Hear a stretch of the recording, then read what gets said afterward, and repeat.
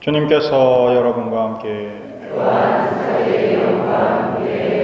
마테오가 전한 거룩한 복음입니다.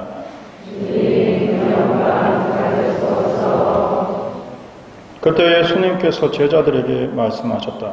너희는 세상의 소금이다. 그러나 소금이 제 맛을 잃으면 무엇으로 다시 짜게 할 수 있겠느냐. 아무 쓸모가 없으니 밖에 버려져 사람들에게 짓밟힐 따름이다. 너희는 세상의 빛이다. 산 위에 자리 잡은 고울은 감추어질 수 없다. 등불을 켜서 함지 속이 아니라 등경 위에 놓는다. 그렇게 하여 집안에 있는 모든 사람을 비춘다. 이와 같이 너희의 빛이 사람들 앞을 비추어 그들이 너희의 착한 행실을 보고 하늘에 계신 너희 아버지를 찬양하게 하여라. 주님의 말씀입니다.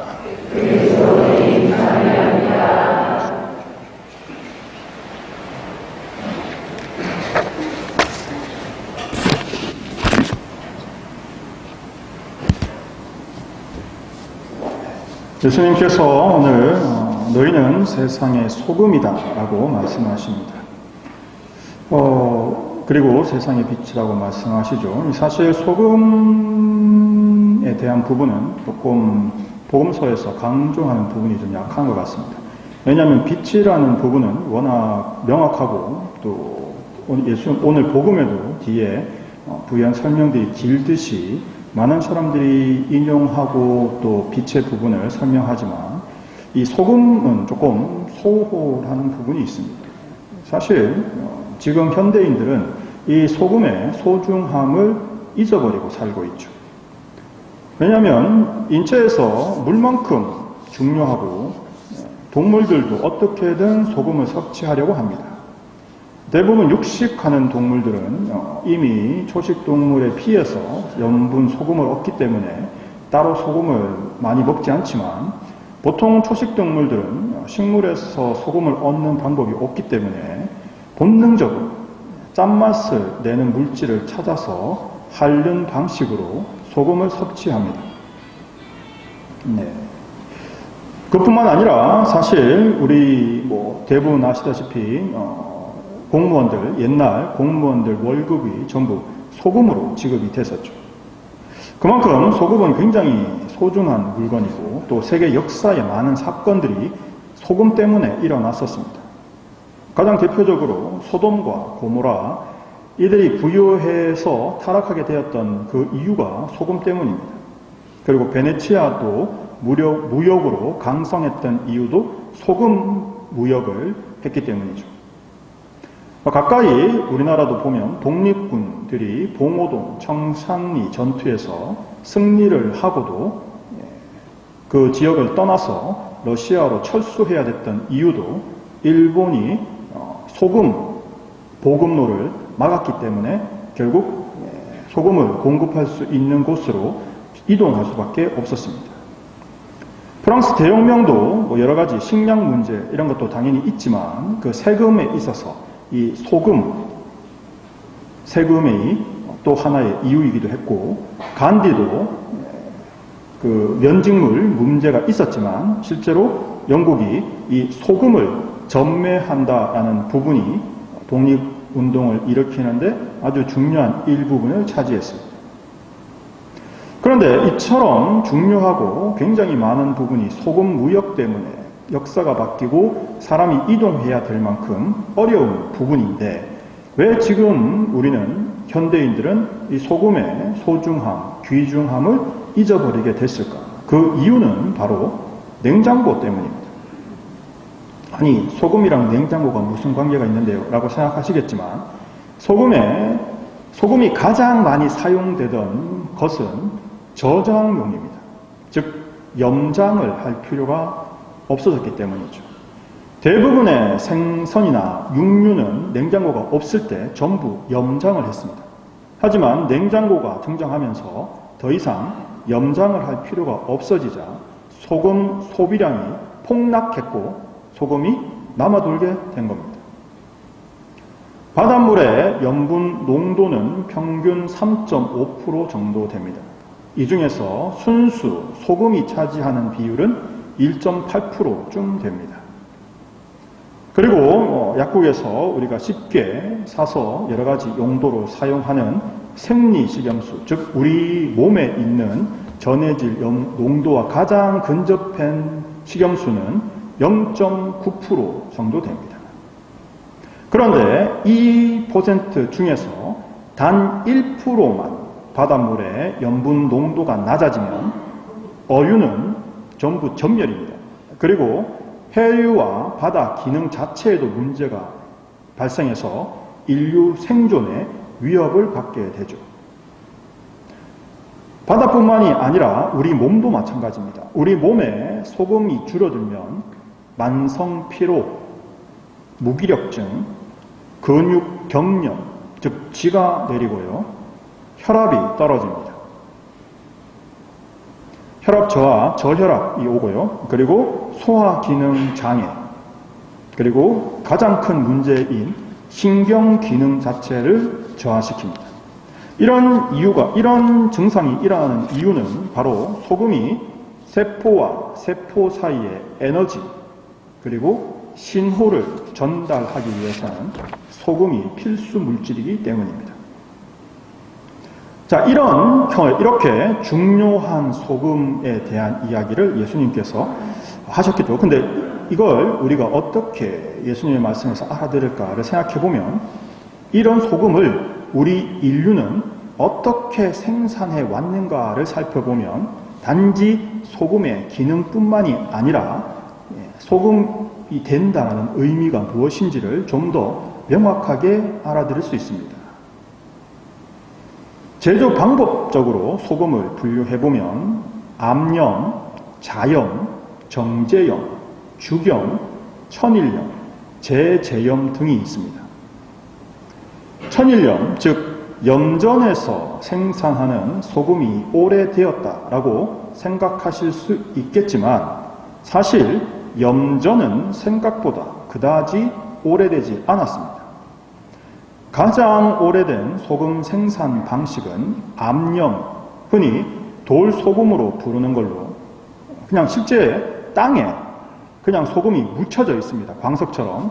그래서 그걸 소금 광산에서 광물처럼 캐서 손질을 한 것이 암염이고, 이것이 지금도 전 세계 소금 생산의 90%는 암염에서 나옵니다. 즉 소돔과 고모라가 바로 이 암염 소금 산에서 이 암염을 캐서 팔아서 부자가 된 거죠. 옆에 있던 사해는 그냥 그 소금물이 녹아서 또 요르단 물이 흘러 들어가서 사해가 된 것이지 그것 자체를 말려서 판 것은 아닙니다.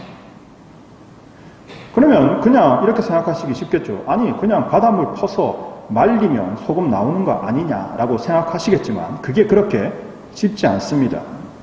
예를 들면 옛부터 제주도는 솔직히 바다가 널린 곳이지 않습니까? 그런데 제주도는 소금이 귀한 지역이었습니다.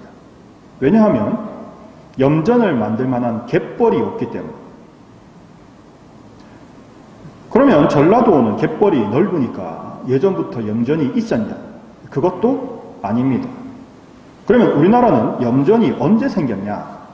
염전은 대한제국 말기에 일본에서 부족한 소금을 생산하기 위해서, 우리나라가 쓰자고 염전을 만든 게 아닙니다.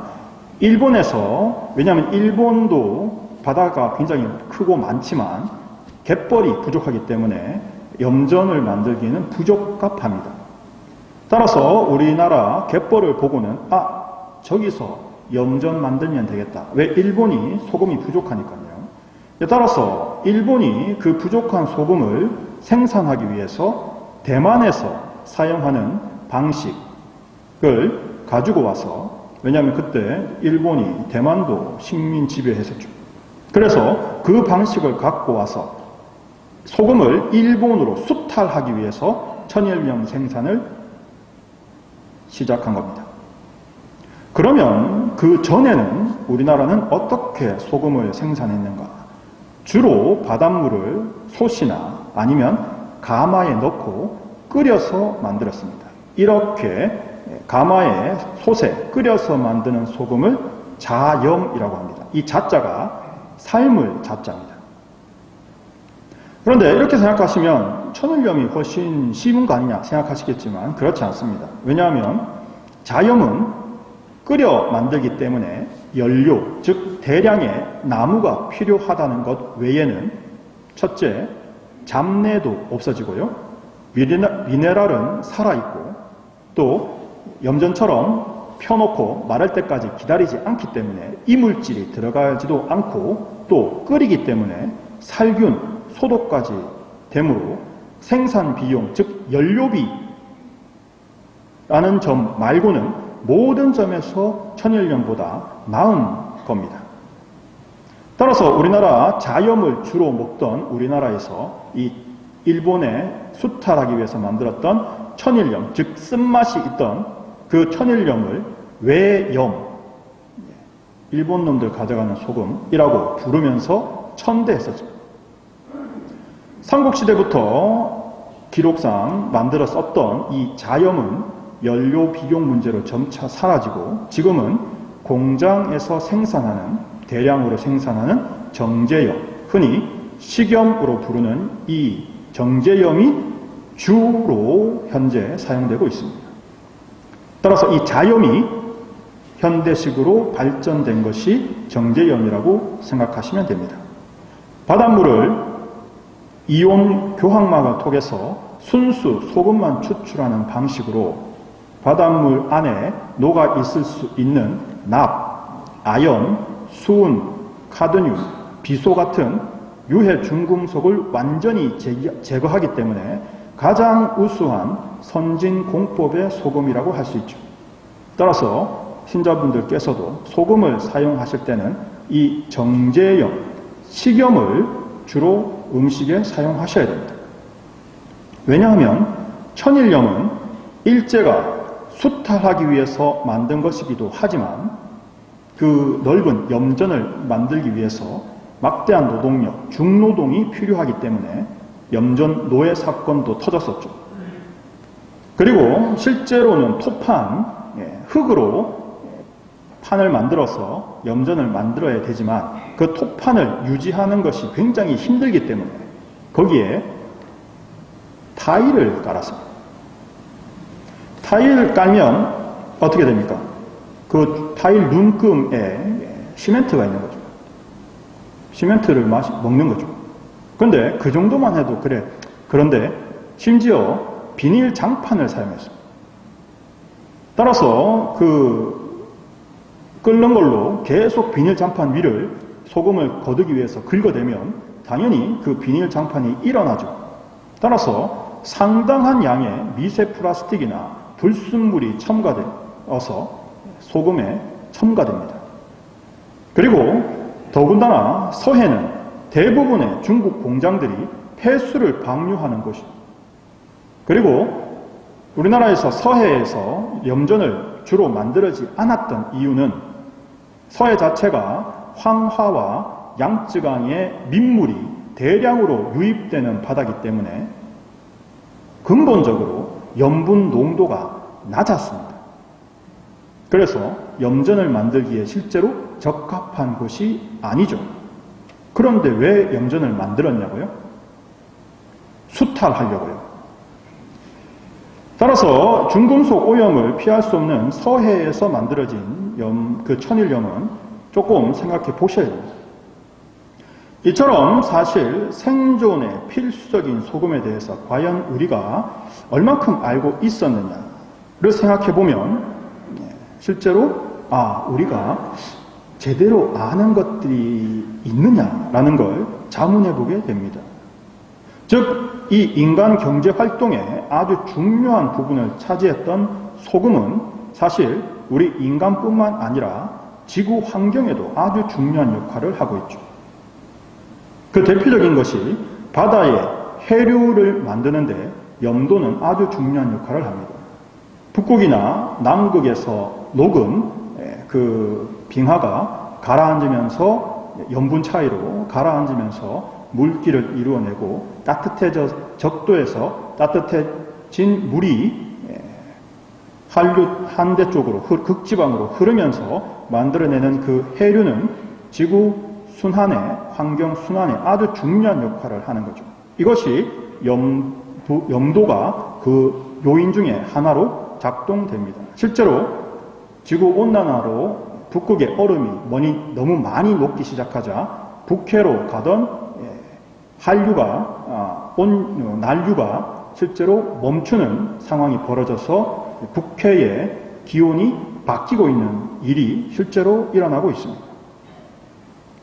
지구에 이처럼 지구를 순환시키고 기후를 조정하는 역할을 소금이 하듯이 우리 몸에서도 마찬가지로 순환과 세포 사이 연결을 위해서는 소금이 필수적인 요소입니다.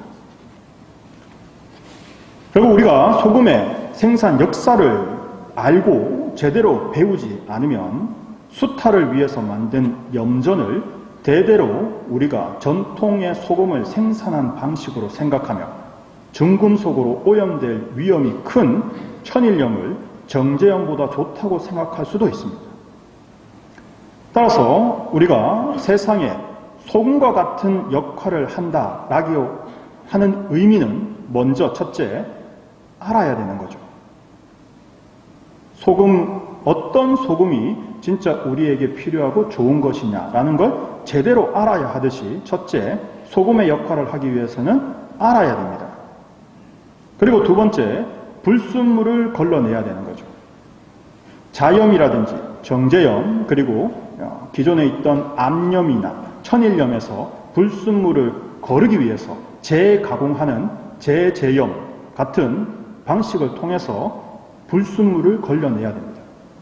이렇게 했을 때 소금은 지구에서도 우리 몸에서도 서로를 연결시켜주고 순환시켜주는 올바른 역할을 하게 되는 거죠.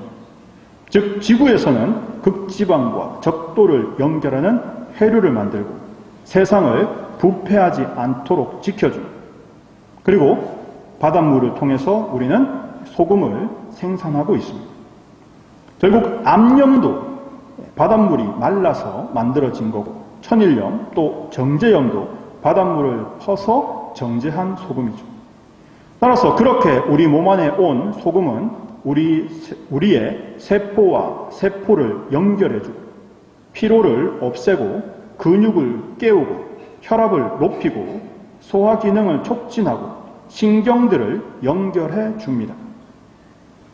따라서 우리가 예수님의 제자로서 세상에 소금이 된 우리들은 소금의 역할을 해야 되는 거죠. 첫째, 우리가 소금처럼 살기 위해서는 무엇을 해야 하는지를 올바로 알아야 됩니다.